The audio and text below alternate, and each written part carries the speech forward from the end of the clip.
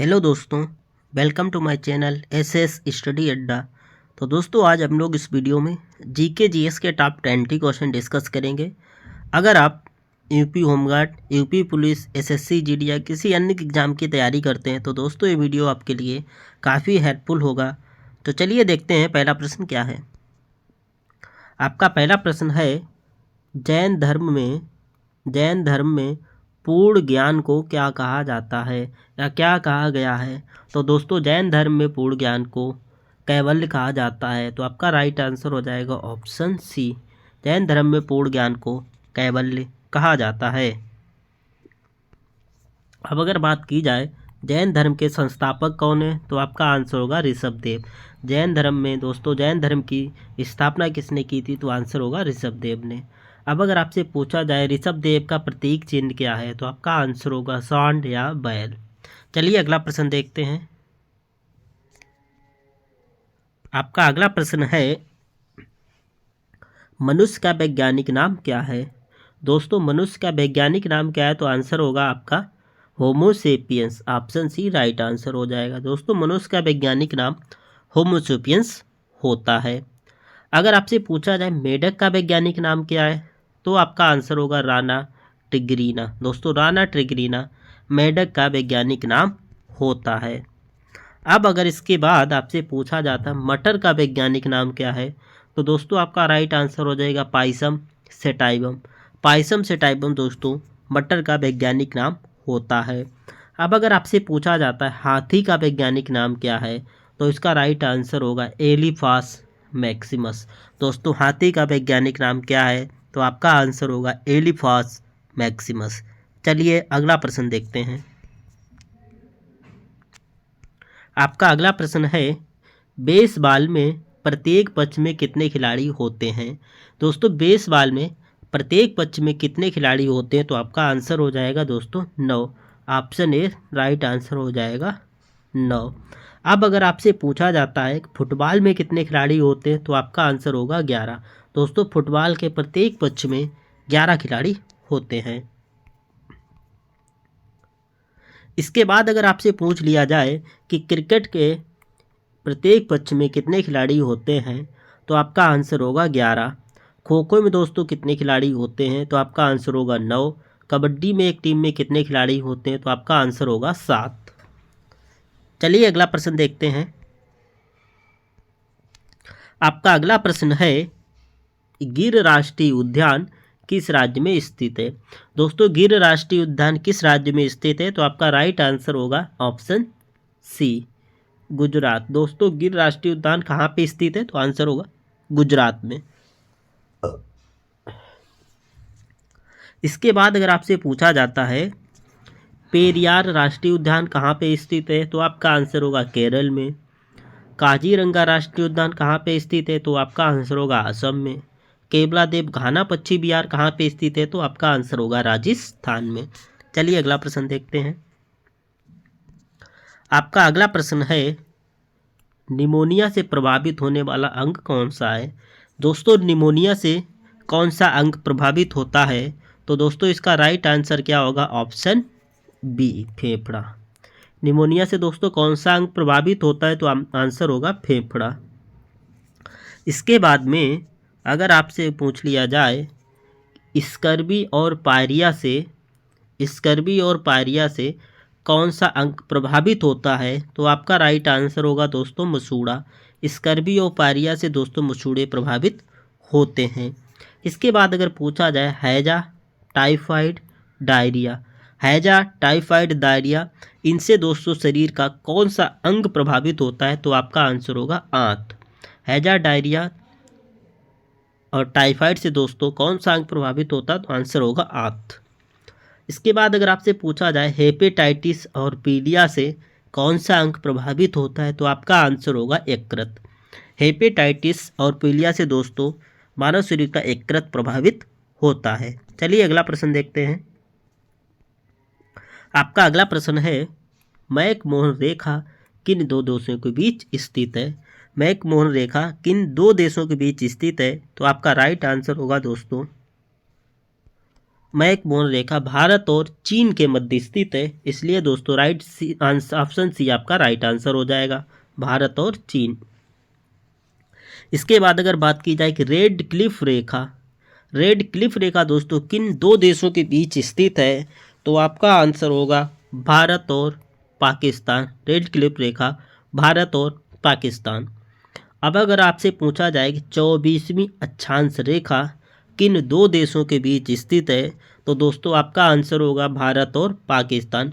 24वीं अक्षांश रेखा भी दोस्तों भारत और पाकिस्तान के बीच है।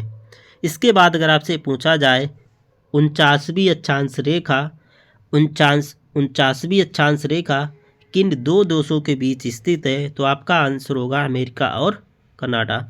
दोस्तों 49वीं अक्षांश रेखा अमेरिका और कनाडा के मध्य स्थित है। चलिए अगला प्रश्न देखते हैं।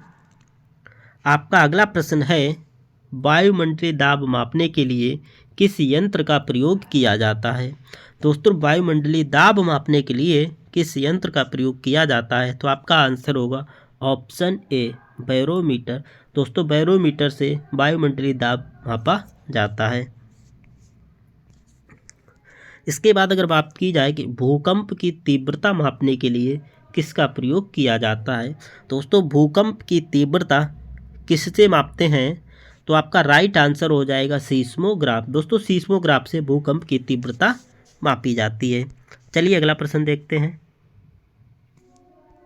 आपका अगला प्रश्न है रविंद्रनाथ टैगोर ने भारत के राष्ट्रीय गान के अलावा किसी एक और देश का राष्ट्रीय गान लिखा है, उस देश का नाम क्या है, तो दोस्तों इसका राइट आंसर हो जाएगा ऑप्शन बी बांग्लादेश।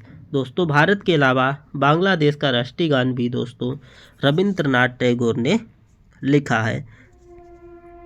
इसके बाद अगर आपसे पूछा जाता है कि नेपाल का राष्ट्रीय गीत किसने लिखा है, दोस्तों नेपाल का राष्ट्रीय गीत किसने लिखा है, तो आंसर होगा दोस्तों प्रदीप कुमार राय। दोस्तों ये भी भारत के हैं, इन्होंने नेपाल का राष्ट्रीय गीत लिखा है। चलिए अगला प्रश्न देखते हैं। आपका अगला प्रश्न है विश्व का सबसे बड़ा नदी द्वीप माजुली असम के किस जिले में स्थित है। विश्व का सबसे बड़ा नदी द्वीप माजुली असम के किस जिले में स्थित है, तो इसका दोस्तों राइट आंसर हो जाएगा ऑप्शन सी जोरहाट। दोस्तों माजुली द्वीप असम के जोरहाट जिले में स्थित है। चलिए अगला प्रश्न देखते हैं। आपका अगला प्रश्न है भविष्य की धातु किसे कहा जाता है। दोस्तों भविष्य की धातु किसे कहा जाता है, तो आपका आंसर होगा ऑप्शन सी टाइटेनियम। दोस्तों भविष्य की धातु के रूप में टाइटेनियम को जाना जाता है।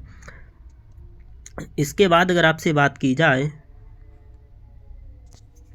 आशा की धातु किसे कहा जाता है, तो भी दोस्तों आपका आंसर होगा टाइटेनियम। आशा की धातु भी दोस्तों किसको कहा जाता है, तो आपका आंसर होगा टाइटेनियम। चलिए अगला प्रश्न देखते हैं। आपका अगला प्रश्न है बिहार का शोक किस नदी को कहा जाता है। दोस्तों बिहार का शोक किस नदी को कहा जाता है, तो इसका राइट आंसर हो जाएगा दोस्तों ऑप्शन ए कोसी नदी। कोसी नदी को दोस्तों बिहार का शोक कहा जाता है। अगर आपसे पूछा जाए कि बंगाल का शोक किस नदी को कहा जाता है, तो आपका राइट आंसर होगा दोस्तों हुगली नदी। हुगली नदी को दोस्तों बंगाल का शोक कहा जाता है। अब अगर आपसे पूछा जाए कि उड़ीसा का शोक किस नदी को कहा जाता है, तो दोस्तों उड़ीसा का शोक महानदी को कहा जाता है। तो आपका आंसर होगा महानदी। बंगाल का शोक हुगली नदी, उड़ीसा का शोक महानदी और बिहार का शोक कोसी नदी। चलिए अगला प्रश्न देखते हैं। आपका अगला प्रश्न है भारतीय राष्ट्रीय कांग्रेस के संस्थापक कौन थे।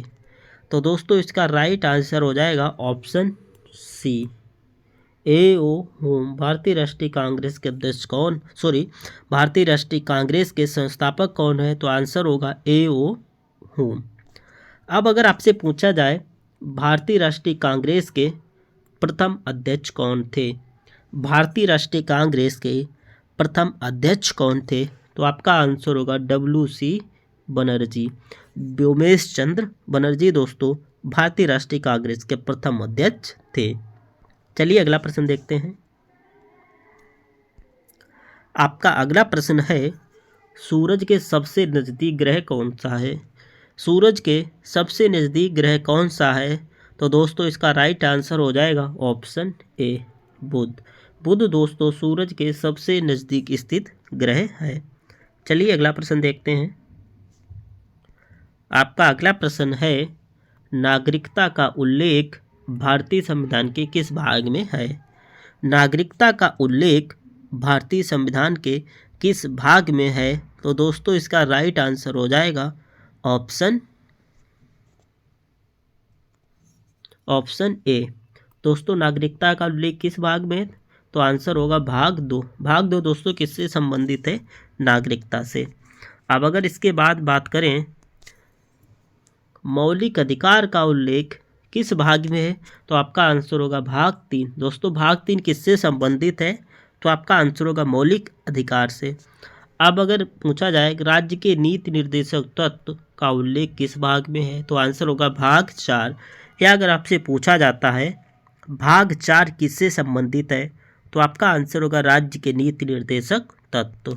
चलिए अगला प्रश्न देखते हैं क्या है। आपका अगला प्रश्न है, पानीपत का प्रथम युद्ध कब हुआ था? पानीपत का प्रथम युद्ध कब हुआ था? तो दोस्तों इसका राइट आंसर हो जाएगा ऑप्शन बी, 1526 में। दोस्तों 1526 में पानीपत का प्रथम युद्ध हुआ था। पानीपत का प्रथम युद्ध दोस्तों किसके किसके बीच हुआ था? तो आपका आंसर होगा बाबर एवं इब्राहिम लोदी। बाबर एवं इब्राहिम लोदी के बीच दोस्तों पानीपत का प्रथम युद्ध हुआ था। इसमें दोस्तों बाबर ने इब्राहिम लोदी को पराजित किया था। बाबर की विजय हुई थी। अब अगर आपसे पूछा जाता है पानीपत का द्वितीय युद्ध कब हुआ था? तो दोस्तों पानीपत का द्वितीय युद्ध 1556 ईस्वी में हुआ था। ये दोस्तों अकबर और हेमू के बीच हुआ था। इसमें अकबर ने हेमू को पराजित किया था या अकबर ने हेमू को हराया था। अब अगर आपसे पूछा जाए पानीपत का तृतीय युद्ध कब हुआ था? तो दोस्तों इसका राइट आंसर होगा 1761 में। पानीपत का तृतीय युद्ध 1761 में दोस्तों अहमद शाह अब्दाली और मराठों के बीच हुआ था। इसमें दोस्तों अहमद शाह अब्दाली ने मराठों को हराया था, यानी अहमद शाह अब्दाली की विजय हुई थी। चलिए अगला प्रश्न देखते हैं।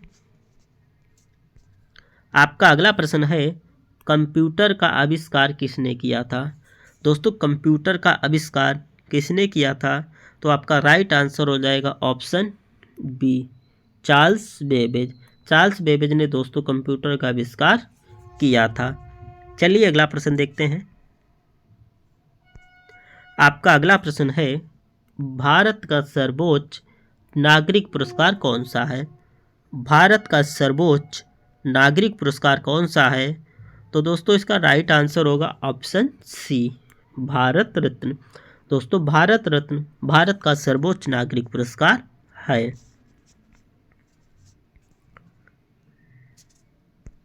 चलिए अगला प्रश्न देखते हैं। अगला प्रश्न है, the wings of fire and ignited minds. The wings of fire ignited minds पुस्तक के लेखक कौन है? दोस्तों ये पुस्तकें द विंग्स ऑफ फायर और इग्नाइटेड माइंड्स किसने लिखी हैं? तो इसका राइट आंसर हो जाएगा option B, APJ Abdul Kalam. दोस्तों दोनों ही पुस्तक के लेखक कौन है? तो आंसर होगा APJ अब्दुल कलाम।